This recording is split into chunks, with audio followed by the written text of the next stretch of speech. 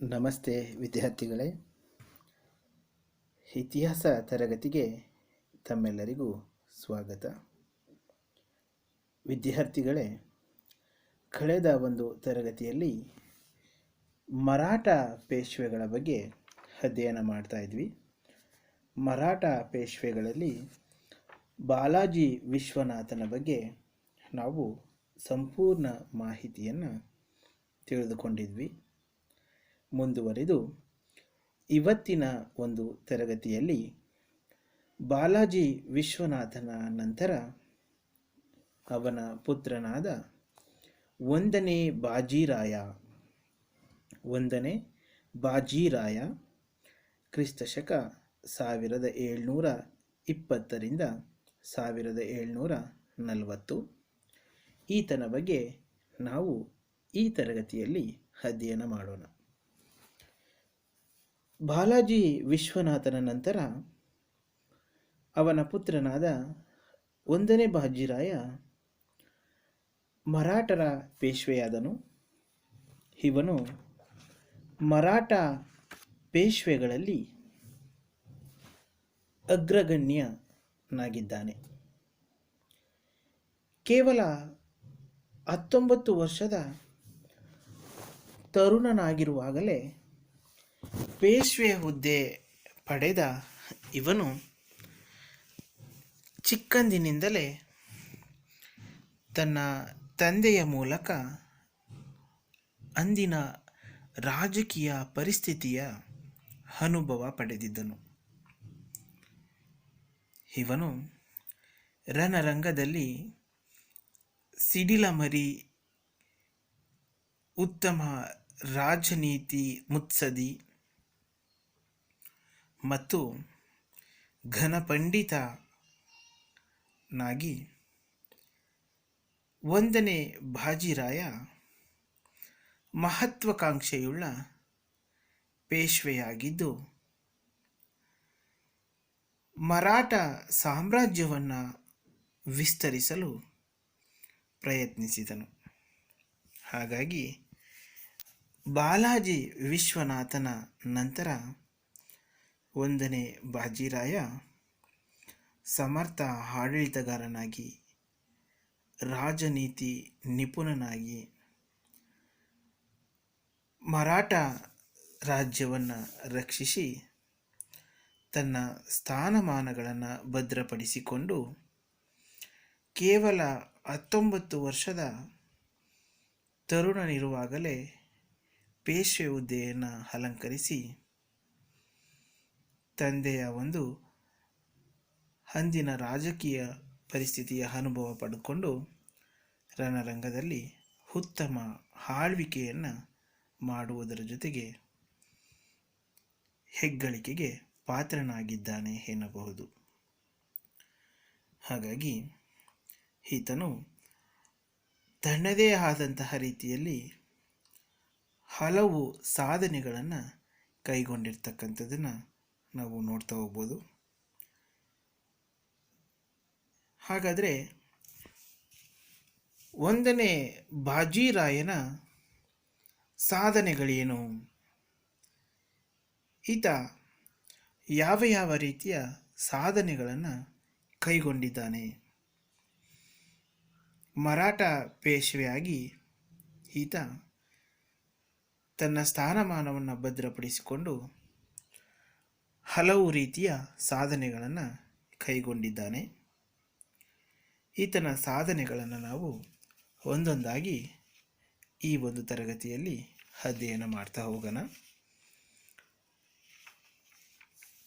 ಒಂದನೇ ಬಾಜಿರಾಯನ ಸಾಧನೆಗಳು. ಮೊದಲನೇದಾಗಿ ತನ್ನ ಸ್ಥಾನವನ್ನು ಭದ್ರಪಡಿಸಿಕೊಂಡಿರ್ತಕ್ಕಂಥದ್ದು. ಎರಡನೆಯದು ಹಿಂದೂ ಪಾದ್ಶಾಹಿ ಅಥವಾ ಹಿಂದೂ ಸಾಮ್ರಾಜ್ಯ ಕಲ್ಪನೆ. ಮೂರನೆಯದು ಮರಾಠ ಮುಖಂಡರಾದ ಸಿಂಧಿಯಾ, ಹೋಲ್ಕಾರ್ ಹಾಗೂ ಪವಾರ್ ಇವರುಗಳ ಸಹಾಯದಿಂದ ಯುದ್ಧವನ್ನು ಮಾಡಿ ಜಯಿಸಿರ್ತಕ್ಕಂಥದ್ದು. ನಿಜಾಮನೊಂದಿಗೆ ಹೋರಾಟ, ಛತ್ರಸಾಲನಿಗೆ ನೆರವು, ಪೋರ್ಚುಗೀಸರ ವಿರುದ್ಧ ಜಯ, ದೆಹಲಿ ಮೇಲೆ ದಾಳಿ, ನಾದಿರ್ ಶಾನ ವಿರುದ್ಧ ಸೈನಿಕ ಸಜ್ಜು. ಹೀಗೆ 1ನೇ ಬಾಜಿರಾಯನು ಕೇವಲ 19 ವರ್ಷ ಇರುವಾಗಲೇ ಮರಾಠ ಪೇಶ್ವೆಯಾಗಿ ಹಲವು ರೀತಿಯ ಸಾಧನೆಗಳನ್ನು ಕೈಗೊಂಡಿರ್ತಕ್ಕಂಥದ್ದನ್ನು ನಾವು ನೋಡಬಹುದು. ಇದರಲ್ಲಿ ಮೊದಲನೇದಾಗಿ ತನ್ನ ಸ್ಥಾನ ಭದ್ರಪಡಿಸಿಕೊಂಡಿರ್ತಕ್ಕಂಥದ್ದು. ಕೇವಲ 19 ವರ್ಷದ ಬಾಲಕ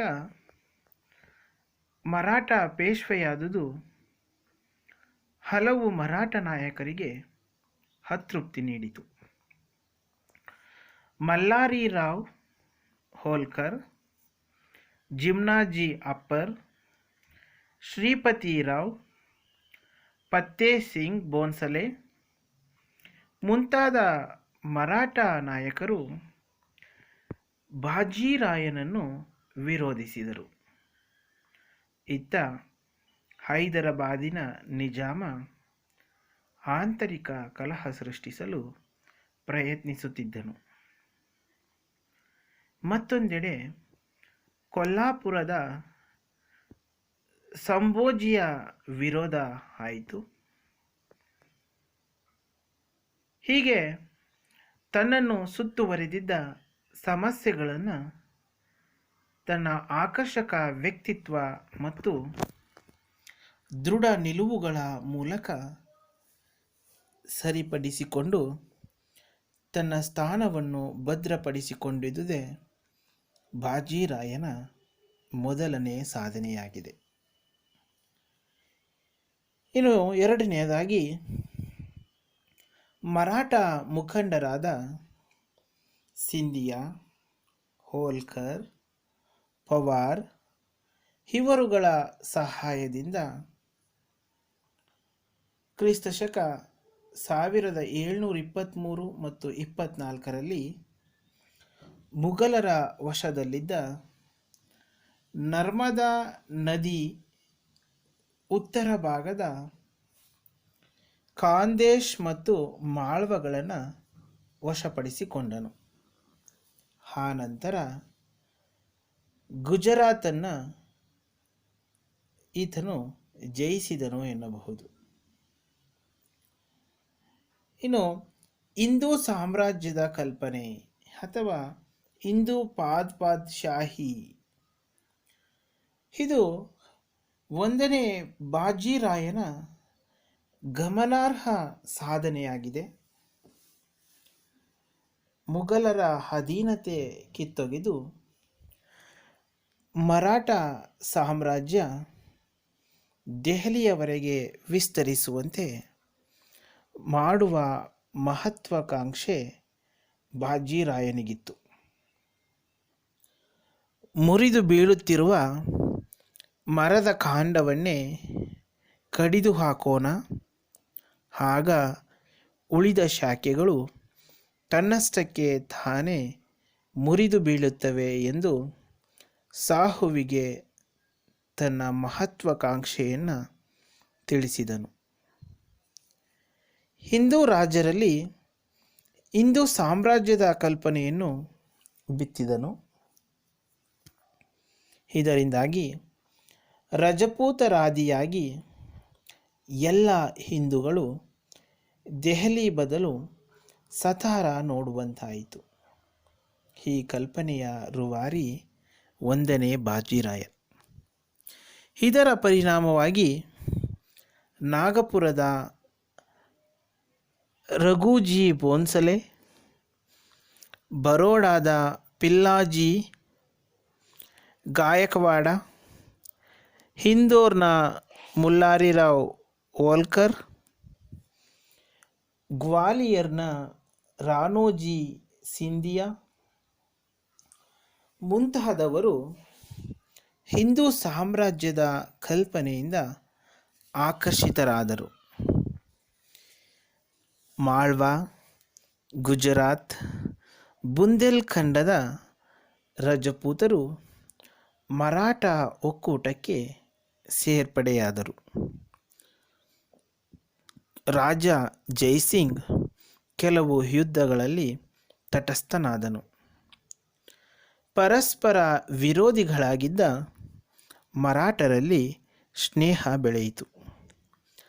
ಚೌತ್ ಮತ್ತು ಸರ್ದೇಸ್ ಮುಖಿ ಎಂಬ ತೆರಿಗೆ ವಸೂಲಿಗೆ ದಾರಿಯಾಯಿತು. ಹೀಗೆ 1ನೇ ಬಾಜಿರಾಯನು ಹಿಂದೂ ಸಾಮ್ರಾಜ್ಯದ ಕಲ್ಪನೆಗೆ ನಾಂದಿ ಹಾಡಿದನು ಎನ್ನಬಹುದು. ಇನ್ನು ನಿಜಾಮನೊಂದಿಗೆ ಹೋರಾಟ. ದಖ್ಖನ್ನಿನ ನಿಜಾಮ ಉಲ್ ಮುಲ್ಕ್ ಮರಾಠರ ಹೇಳಿಗೆ ಸಹಿಷ್ಣನಾದನು. ಮರಾಠರ ಪ್ರಾಬಲ್ಯ ಭವಿಷ್ಯದಲ್ಲಿ ನಿಜಾಮನ ಉನ್ನತಿಗೆ ಧಕ್ಕೆಯಾಗುತ್ತಿದ್ದ ಕಾರಣ ನಿಜಾಮನು ಮರಾಠರ ಮತ್ತೊಂದು ಶಾಖೆಯ ನಾಯಕರಾದ ಕೊಲ್ಲಾಪುರದ ಸಂಭೋಜಿಯನ್ನು ಬಾಜಿರಾಯನ ವಿರುದ್ಧ ಎತ್ತಿಕಟ್ಟಲು ಪ್ರಾರಂಭಿಸಿದನು. ಇದರಿಂದ ಕೋಪಿತನಾದ 1ನೇ ಬಾಜಿರಾಯ ಕ್ರಿಸ್ತಶಕ 1728ರಲ್ಲಿ ನಡೆದ ಪಾಲ್ಖೇಡ ಯುದ್ಧದಲ್ಲಿ ದಖ್ಖನ್ನಿನ ನಿಜಾಮನನ್ನು ಸೋಲಿಸಿದನು. ನಿಜಾಮ ಮತ್ತು ಬಾಜಿರಾಯನ ನಡುವೆ ಮಂಗಿ ಮತ್ತು ಶಿವಗಾಮ್ ಒಪ್ಪಂದ ಉಂಟಾಯಿತು. ಈ ಮಂಗಿ ಮತ್ತು ಶಿವಗಾಮ್ ಒಪ್ಪಂದದ ಅಂಶಗಳೆಂದರೆ, ಮೊದಲನೇದು, ದಖ್ಖನ್ನಿನ 6 ಸುಬಾಗಳ ಚೌತ್ ಮರಾಠರಿಗೆ ಸೇರಿತು.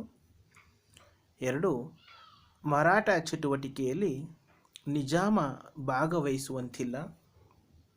3, ಸಂಭೋಜಿ ಸತಾರಾ ಶಾಖೆಯ ಅಧೀನವಾಗಿರುವುದು. ಇದು ನಿಜಾಮನೊಂದಿಗೆ ನಡೆದ ಹೋರಾಟದ ಒಂದು ಮುಖ್ಯ ಅಂಶ.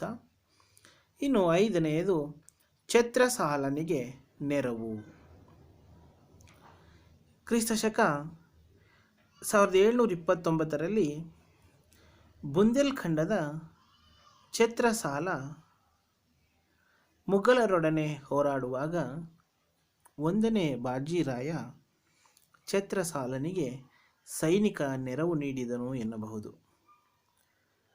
ಇನ್ನು ಪೋರ್ಚುಗೀಸರ ವಿರುದ್ಧ ಜಯ. 1ನೇ ಬಾಜಿರಾಯ ಕ್ರಿಸ್ತಶಕ 1739ರಂದು ಪೋರ್ಚುಗೀಸರಿಗೆ ಸೇರಿದ್ದ ಸಾಲ್ಸೆಟ್ ಮತ್ತು ಬೆಸ್ಸಿನ್ಗಳನ್ನು ಗೆದ್ದುಕೊಂಡು ಮರಾಠ ಸಾಮ್ರಾಜ್ಯವನ್ನು ವಿಸ್ತರಿಸಿದನು. ಹೀಗೆ ಪೋರ್ಚುಗೀಸರೊಡನೆ ಜಯವನ್ನು ಸಾಧಿಸಿದನು ಎನ್ನಬಹುದು. ಇನ್ನು ದೆಹಲಿ ಮೇಲೆ ದಾಳಿ. ಗೆದ್ದಲು ಹಿಡಿದ ಮರದಂತಿದ್ದ ಮುಘಲ್ ಸಾಮ್ರಾಜ್ಯದ ರಾಜನಾದ ಮಹಮ್ಮದ್ ಶಾನೊಡನೆ 1ನೇ ಬಾಜಿರಾಯ ಹೋರಾಡಲು ನಿರ್ಧರಿಸಿದನು. ಆ ಸಂದರ್ಭದಲ್ಲಿ ದಖ್ಖನ್ನಿನ ನಿಜಾಮ ಒಪ್ಪಂದವನ್ನು ಮರೆತು ಮುಘಲರಿಗೆ ಸೈನಿಕ ನೆರವು ನೀಡಲು ಒಪ್ಪಿದನು. ನಿಜಾಮನು ಸೈನ್ಯ ಸಮೇತನಾಗಿ ಭೂಪಾಲ್ಗೆ ಬಂದಾಗ 1ನೇ ಬಾಜಿರಾಯ ಅವನ ಸೈನ್ಯವನ್ನು ಧೂಳೀಪಟ ಮಾಡಿದನು. ಈ ಕದನದಿಂದಾಗಿ ಮರಾಠರಿಗೆ ಹಲವು ಅನುಕೂಲಗಳು ಉಂಟಾದವು ಎನ್ನಬಹುದು. ಅದರಲ್ಲಿ ಮುಖ್ಯವಾಗಿರ್ತಕ್ಕಂಥ ಕೆಲವು ಅನುಕೂಲಗಳೆಂದರೆ, ಮೊದಲನೆಯದು ಭೂಪಾಲ್, ಮಾಳ್ವಾ, ನರ್ಮದಾ ಮತ್ತು ಚಂಬಲ್ ಕಣಿವೆ ಪ್ರದೇಶಗಳು ಮರಾಠರಿಗೆ ಲಭಿಸಿದವು ಎನ್ನಬಹುದು. ಎರಡನೆಯದು, ಮುಘಲರು ಯುದ್ಧ ವೆಚ್ಚಕ್ಕಾಗಿ 5 ಲಕ್ಷ ನೀಡುವಂತಾಯಿತು. ಮೂರನೆಯದು, ಮರಾಠರ ಪ್ರಾಬಲ್ಯ ಹೆಚ್ಚಿತು ಎನ್ನಬಹುದು. ಹೀಗೆ ದೆಹಲಿಯ ಮೇಲೆ ದಾಳಿಯನ್ನು ಕೈಗೊಂಡಂಥ ಸಂದರ್ಭದಲ್ಲಿ 1ನೇ ಬಾಜಿರಾಯನಿಗೆ ಈ ರೀತಿಯ ಅನುಕೂಲಗಳು ದೊರೆತದ್ದಾಯಿತು. ಇಲ್ಲಿ ಡಾಕ್ಟರ್ ಡಿಗೆ ಎಂಬುವರು ಒಂದು ಮಾತನ್ನು ಹೇಳಿದರೆ, ಇವರು ಹೇಳಿರುವಂತೆ, ಭೂಪಾಲ್ ಬಳಿಯ ಬಾಜಿರಾಯನ ವಿಜಯ ಮರಾಠರ ಅಸಾಧಾರಣ ಶಕ್ತಿಯನ್ನು ಬಹಿರಂಗಗೊಳಿಸಿತು ಎಂದಿದ್ದಾರೆ. ಹಾಗೆಯೇ ಡಾಕ್ಟರ್ ಸರ್ದೇಶ್ ಮುಖಿಯವರು ಹೇಳುವಂತೆ, ಬಾಜಿರಾಯನ ಸಾಧನೆ ದೆಹಲಿಯಲ್ಲಿದ್ದ ರಾಜಕೀಯ ಶಕ್ತಿಯ ಗುರುತ್ವಾಕರ್ಷಣ ಕೇಂದ್ರ ಸತಾರಕ್ಕೆ ವರ್ಗಾವಣೆಯಾಯಿತು ಎಂದಿದ್ದಾರೆ. ಇನ್ನು ಕೊನೆಯದಾಗಿ ನಾದಿರ್ ಶಾನ ವಿರುದ್ಧ ಸೈನಿಕ ಸಜ್ಜು. ಪರ್ಷಿಯಾದ ದಾಳಿಕೋರ ನಾದಿರ್ ಶಾ. ನಾದಿರ್ ಶಾ ಯಾರು ಅಂದರೆ, ಈತ ಪರ್ಷಿಯಾದ ದಾಳಿಕೋರ.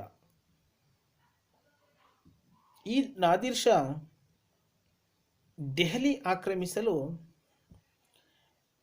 ದಂಡೆತ್ತಿ ಬಂದಾಗ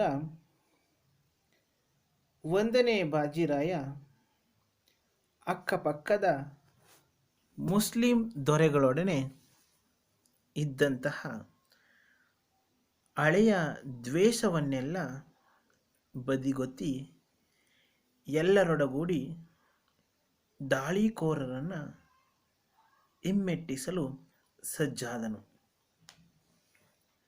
ಆದರೆ ಕ್ರಿಸ್ತಶಕ 1740ರಲ್ಲಿ 1ನೇ ಬಾಜಿರಾಯನೇ ಕಾಲವಾದನು ಎನ್ನಬಹುದು. 1ನೇ ಬಾಜಿರಾಯನ ಮರಣ ಎಷ್ಟರಲ್ಲಾಯಿತು ಅಂದರೆ ಕ್ರಿಸ್ತಶಕ 1740 ಬಾಜಿರಾಯನ ಮರಣ ಆಗಿರತಕ್ಕಂಥದ್ದು. ಬಾಜಿರಾಯನ ಬಲಹೀನತೆಗೆ ಕಾರಣಗಳೇನು? ಇವನು ಮರಾಠ ಸಂಘಟನೆಯನ್ನು ಮರೆತದ್ದು ಒಂದು ಕಾರಣ. ಇನ್ನೊಂದು, ಮಸ್ತಾನಿ ಎಂಬ ಮುಸ್ಲಿಂ ಹೆಂಗಸಿನ ಸಹವಾಸದಲ್ಲಿದ್ದನು.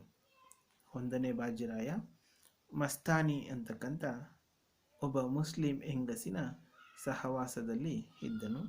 ಇದೊಂದು ಈತನ ಬಲಹೀನತೆಯನ್ನು ಕುಗ್ಗಿಸೋಕೆ ಪ್ರಮುಖ ಕಾರಣ ಆಗಿರ್ತಕ್ಕಂಥದ್ದು. ಇನ್ನು ಮರಾಠರನ್ನು ಪ್ರಬಲಗೊಳಿಸುವುದಕ್ಕಾಗಿ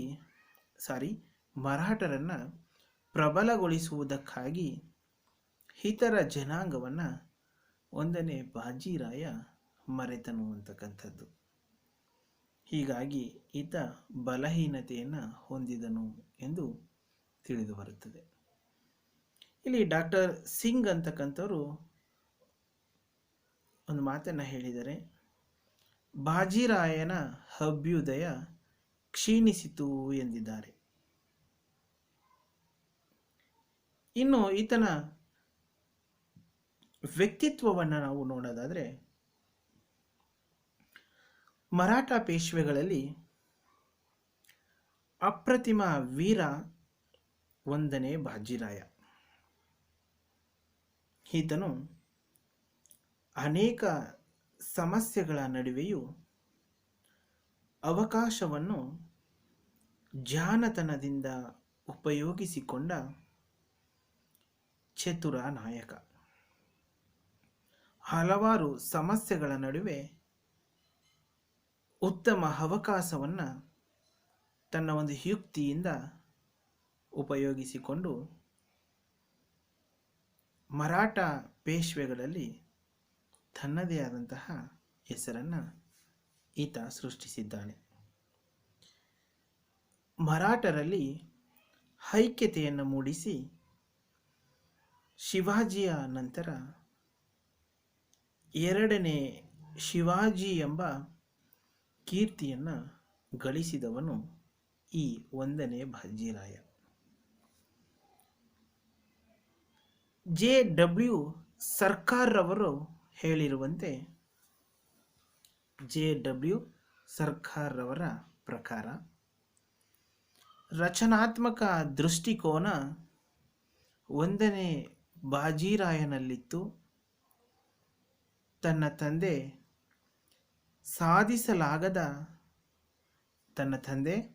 ಸಾಧಿಸಲಾಗದೆ ಉಳಿದಿದ್ದ ಸಾಧನೆಗಳನ್ನು ಪೂರ್ಣಗೊಳಿಸಿದ ಕೀರ್ತಿ ಇವನಿಗೆ ಸಲ್ಲುತ್ತದೆ ಎಂದಿದ್ದಾರೆ. ಸೊ ವಿದ್ಯಾರ್ಥಿಗಳೇ, ಇದಿಷ್ಟು 1ನೇ ಬಾಜಿರಾಯನಿಗೆ ಸಂಬಂಧಿಸಿರ್ತಕ್ಕಂಥ ಮಾಹಿತಿ. ಎಕ್ಸಾಮಲ್ಲಿ ನಿಮಗೆ ಕೇಳ್ತಾರೆ 1ನೇ ಬಾಜಿರಾಯನ ಸಾಧನೆಗಳನ್ನು ವಿವರಿಸಿ ಅಂತ ಕೇಳಿದ್ರೆ ನೀವು ಇಷ್ಟು ಪಾಯಿಂಟ್ಸ್ಗಳನ್ನು ಹಾಕಿ ಅದನ್ನು ಒಂದು ಸಾಧನೆಗಳನ್ನು ವಿವರಿಸಬೇಕಾಗುತ್ತೆ. ಸೊ ಇದಿಷ್ಟು ಬಾಜಿರಾಯನ ಬಗ್ಗೆ ಇರ್ತಕ್ಕಂಥ ಸಂಪೂರ್ಣ ಮಾಹಿತಿ. ಸೊ ಈ ಒಂದು ತರಗತಿಯನ್ನು ನಾವು ಇಲ್ಲಿಗೆ ನಿಲ್ಲಿಸಿರೋಣ. ನಾಳಿನ ಒಂದು ತರಗತಿಯಲ್ಲಿ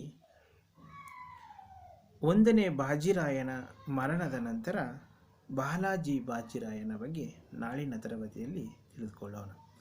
ಧನ್ಯವಾದಗಳು.